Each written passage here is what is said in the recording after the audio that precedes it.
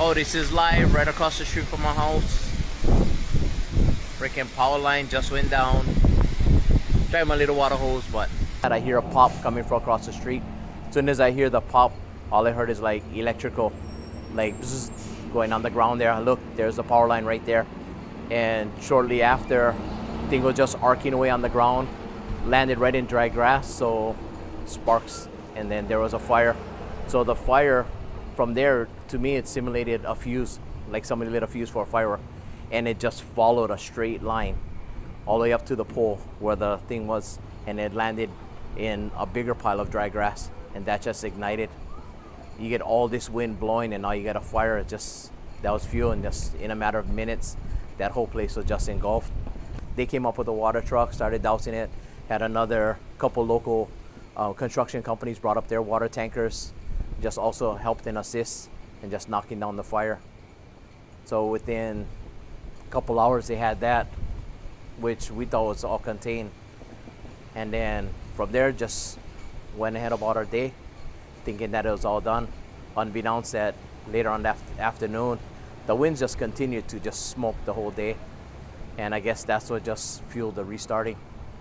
The wind was so crazy, nothing could have determined that it would snap those lines. Because if it was blowing the roof off my house, honestly, it was like, I wouldn't blame them. Like, I wouldn't put it like, oh, it's your fault, because the wind was crazy. It was smoking so hard.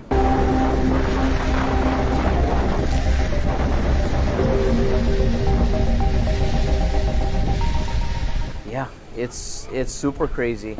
And then on the other hand, it's like maybe it'll bring closure to some of the families, to answer some of the questions, help determine what was the start.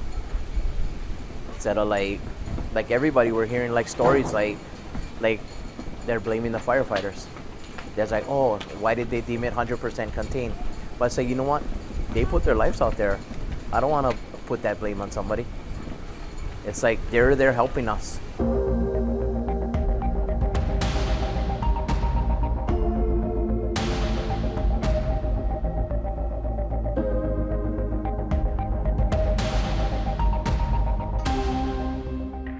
From the beginning, I think the White House actually put out a pretty extensive fact sheet, but it detailed some of the Navy assets that were used at the very beginning, some of the Army assets. So active duty was involved at the beginning, but as with a crisis or disaster like this, the coordinating agency is FEMA, and so everything that needs to be surged into Maui for help within the community or fire suppression is going to be coordinated through FEMA. So that's why now you have the JTF 50 that's going to help with those coordination efforts. But yes, active duty is going to be part of that, and active duty has been part of that. This is one of our biggest military installations, a home to many in Hawaii, and so I just don't want to get ahead of any numbers, and they're going to ebb and flow as FEMA, continues to request service and support, or does not, as the fires mitigate, as there's a need for less infrastructure, whatever it is that the community needs. It's going to ebb and flow.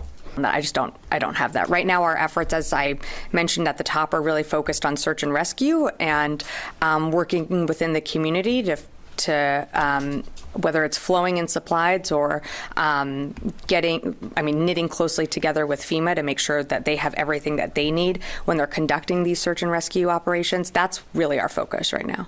One of the assignments that approved assignments that we are doing with FEMA is conducting inter-island air and sea transportation. So for the movement of cargo, if there needs to be, more bottled water brought in, additional personnel and supplies and equipment, we'll be providing that.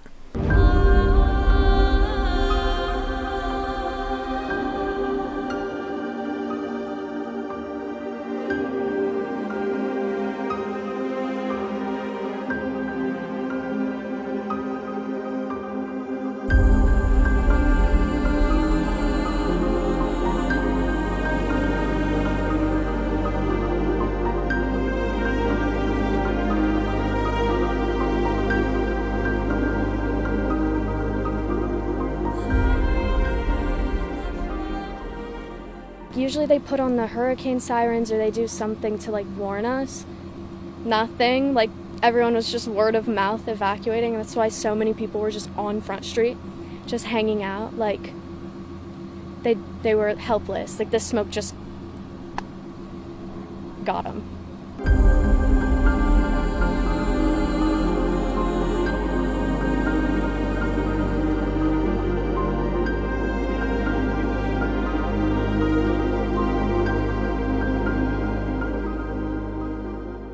Part of adaptation planning on the part of the public authorities is about not only trying to make communities more resilient to these kind of threats physically, whether if you're thinking about a fire, it might be creating fire breaks or whatever, but it's also about having these appropriate early warning systems in place. And it is very much the public authorities that are responsible for maintaining those and putting them in place. So yeah, I think where there is a failure in those early warning systems, people do naturally and quite rightly blame the authorities. It's thinking about exactly how to reach everybody, and variety is obviously going to be really important there. But I think the other thing, and this is where sometimes systems fall down, is you really need to make it very clear to people what they're expected to do. Because a siren, for example, I mean, what does that actually tell people? So even if the siren had gone off, would it have encouraged everyone to jump into their car, for example? And in a wildfire situation, that may be not the best idea, actually.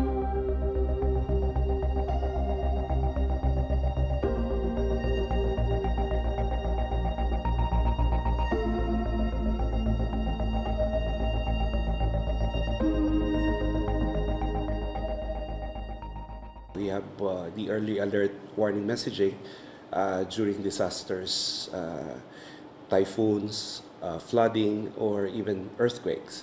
And this is a partnership between government, OCD, and the RMC, our Emergency Operations Center.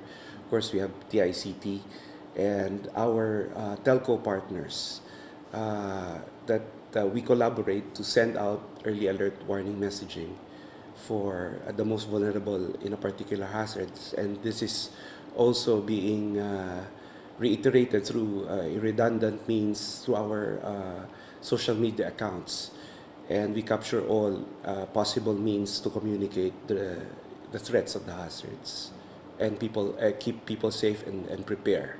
The communicating hazards and the risks that they pose on the citizenry should actually be laymanized. For example, the term storm surge.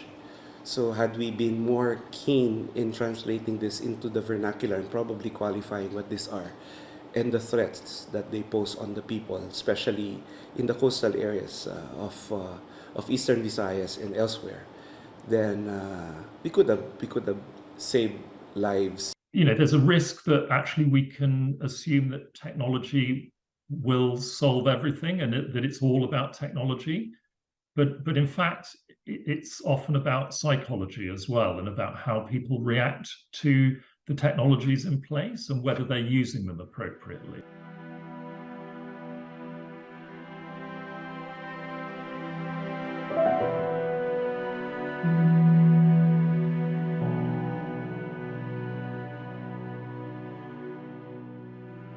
It's a kind of disconcerting feeling when the fire guys show up and they don't have water. I was grabbing water out of the toilet. I was grabbing water out of my Brita filter in the refrigerator. Nothing would make us more pleased if we couldn't go back in time and have a lot more protection from sirens. We will do all we can to get more water. We will do all that we can to get more warnings for people.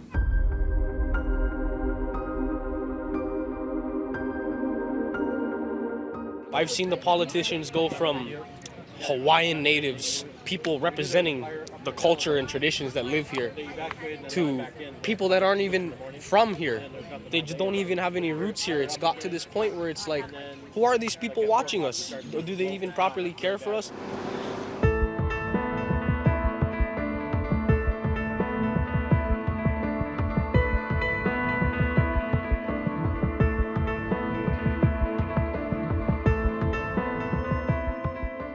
In the morning, I remember checking my phone like on Instagram and stuff. I seen there was a fire up on the hill more, and then I thought nothing of it really because it seemed like it died down pretty easily.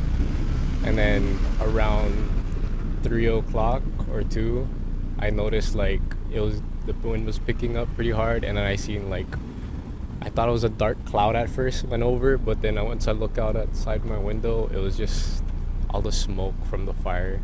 I just feel lucky so far because my house is still standing.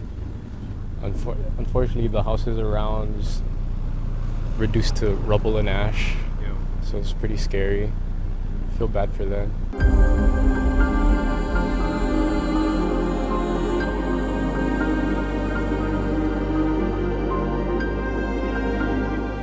I'd say it's going to take years to rebuild and to come back.